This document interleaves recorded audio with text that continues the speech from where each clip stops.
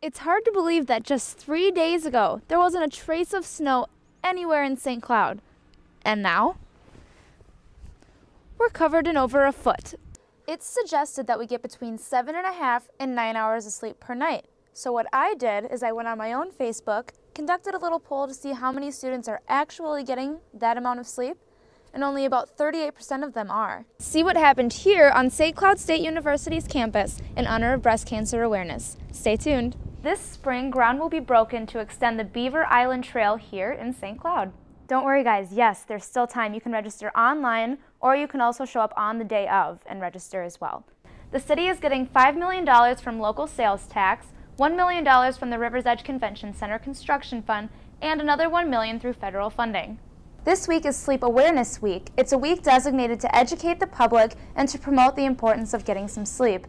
Kind of funny how it landed in the same time frame as midterms for SCSU students. I went to bed at 2 and I got up at 7. 6 to 7 hours. Probably like 6 hours. I probably got about 4.5 hours to 5 hours of sleep. It's no doubt that sleep is important to a student's success during midterms. Sleep is far more important than we want to admit. Although being younger makes it easier to run on less. Typically when we're young, we can tolerate sleep deprivation. We live in a fast-paced culture where people are very driven to succeed, and we want to burn the candle on both ends. It's suggested that we get between 7.5 and 9 hours of sleep per night. So what I did is I went on my own Facebook, conducted a little poll to see how many students are actually getting that amount of sleep, and only about 38% of them are. I would think it would be better to go to bed and not cram. If you're part of the other 62%, I definitely stay up and cram the night before. your laptop probably won't be the only thing that's gonna need a recharge. Coffee, lots of coffee. Yeah, I need a little pick-me-up in the morning. Second glass today. It's 10 o'clock. As we all know, caffeine will increase your arousal level and probably keep you awake. People who are using caffeine at some moderate level actually have a fairly good cognitive performance. When I walk, when I fight for her, I fight for her family, I fight for all of us. The month of October is Breast Cancer Awareness Month. There are so many people, and just in central Minnesota and in this community, that have lost as incredible people as my sister-in-law was, and that they cherished. That is why SCSU is teaming up with the community in the Making a Stride Against Breast Cancer Walk this Saturday. Party. It's a party with a purpose. That's what we call it. If you've been involved in other American Cancer Society events like Relay for Life, there's a lot of upbeat kind of things with that. But it's different. It's a celebration of birthdays. The Making Strides event is something that if you haven't ever experienced, you should come. Even if you don't have a team, even if you're not raising funds, just come and be a part of it. It is amazing. We have things starting at 7 a.m. registration. If you haven't registered, you can come down and sign up that day. There's no fee to participate. There's no minimum amount of money you need to raise or member of, team members. You can just come yourself.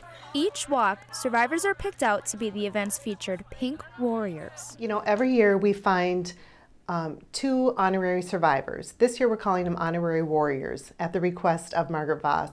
Her sense was, I didn't ask to be a person who has breast cancer. I don't want to feel like a survivor because that feels weak. I feel like a warrior. And warriors they are, whether walking as a survivor or walking in memory of. We do this because we believe in it, and it is an incredible connection for St. Cloud State. So, UTVS News, Kayla Adams-Kalman. Project happens to be the downtown connection. On Monday, St. Cloud City Council approved an extension to the northerly section of Beaver Island Trail. Motivation was the city developed, the area cities developed what was called the Upper Urban Area Mississippi River Corridor Plan. And it was a very, very large document with a lot of information. But one thing Scott Slotnick, St. Cloud Parks and Rec Director, said was heard loud and clear. The public desired more access. And in that corridor of downtown with the steep river bluffs, access is really tough. The extension will include a bridge segment that runs 6 blocks along the Mississippi River. It goes from the convention center along the Mississippi River, at the foot of the river. It's essentially a longitudinal bridge that parallels the river. It doesn't bisect the river. It actually goes up the river at the bottom of the bank and then comes back along Fifth Avenue at 4th Street. Though the project will run around $6 million, rest assured that the cost is all for good reason. It's a very, very technically difficult project from an engineering standpoint and from a planning standpoint. How do you get people across these railroads, in our town? And this is one way where we've devised a plan to not go over them, we go under them. We get people to the river where they want to be. We connect them to the convention center and then other areas of downtown and school sections, Cathedral High School, for instance. I think that, this is really just a commitment that, the public has supported trails. Our council understands that, our administration understands that, and this is just one way that we are attempting to implement what we feel that the public has expressed that they want in this community.